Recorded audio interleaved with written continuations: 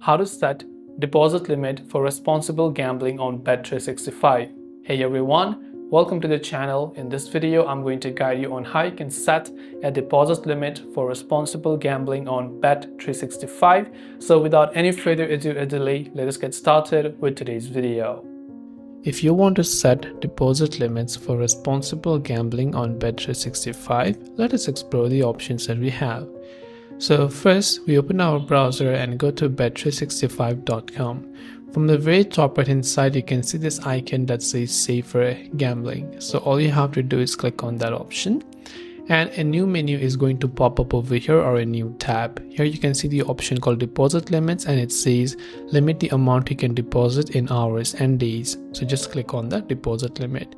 So here you can see limits set by you in case of deposit limits.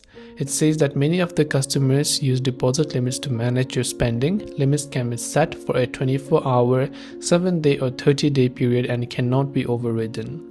Deposit limits are calculated as a sum of your total deposits minus the withdrawals you have made within an hour or 24-hour, 7-day or 30 period. For example, if you have a 24-hour deposit limit of 100 euros set, then deposit 50 euros followed by withdrawing 25 euros, you will have 75 euros left available to deposit for the remainder of the 24-hour period.